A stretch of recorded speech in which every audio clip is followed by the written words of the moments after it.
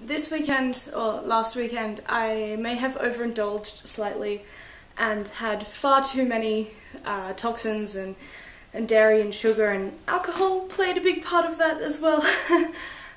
But I had a fantastic weekend, but it has left me in a bit of a slump for the week, and I've now got a sore throat and just, you know, it's been a bit of a hard week. But I have honey lemon green tea now. Oh, it's so soothing.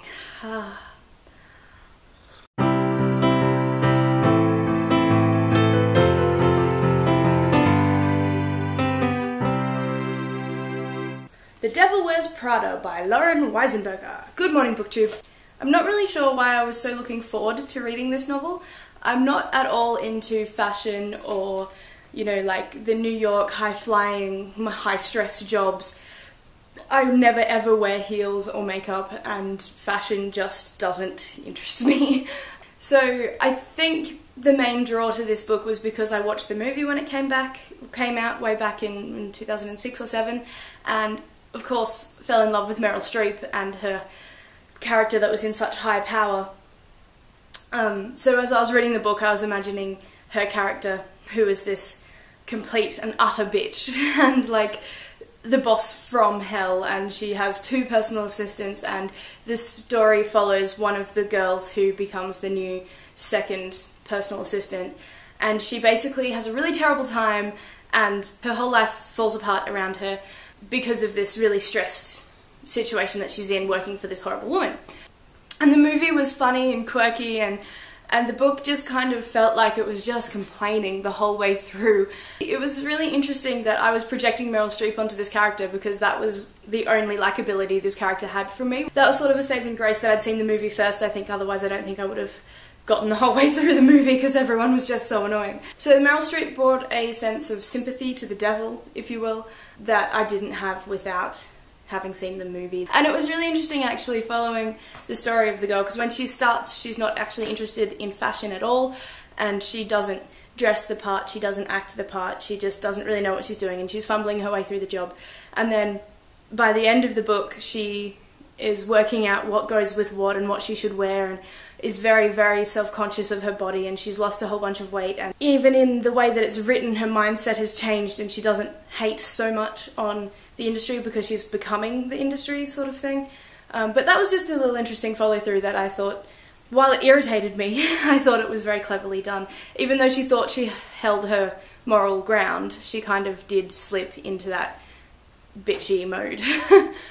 So it wasn't a horrible read, it was just sort of stressful, I guess. It didn't really feel like light entertainment or comedy, which is what I wanted. I felt like I had a job to read it. Like, I was like, why am I going back to work with this crazy person when I could just put this book down and not read it? But I got all the way through. Like, listing brand names and how much things cost wasn't really interesting to me. So what I really didn't like about the novel was the extreme wastefulness in the society. So this is a high-flying woman, like way too demanding. She needs her breakfast on her desk when she gets there, or in like 2 minutes time. But she wants a specific steak cooked from a specific restaurant miles away, and that don't deliver, and it's all very special. So people who have to deal with that, our main character, ends up buying the same breakfast or lunch over and over again, and just wasting the food that isn't there on time. So as soon as the food gets cold, she orders another one just in case Miranda comes back and needs it then. And that was just so wasteful to me, it hurt. Like when they were booking multiple plane tickets, I was fine with all of that. But with the food, this was not okay. Wastefulness in the society, I guess, is a comment that was happening there, but it irked me, and it kept pushing it. I was like, just let it go, you've told me this already. And it also kept pushing the idea that there are 1,000 girls who would die for this job, over and over again.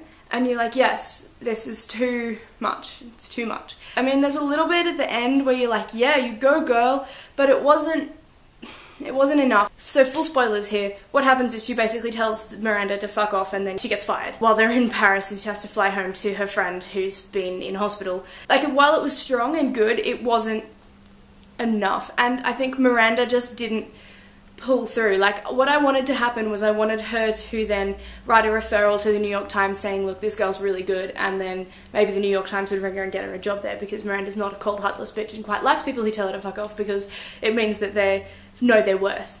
But I didn't get that in the book. I feel like I got it in the movie, but it has been many, many years since I've seen the movie, so maybe it didn't happen and that was just me projecting. There was a bit of a love triangle happening in that her and her boyfriend were together, but then they started fighting and she met this amazing writer guy named Christian, and he was just gorgeous and rich and had a house in France, and like, why wouldn't you sort of thing. I was like, well, screw Alex, you know, go with Christian.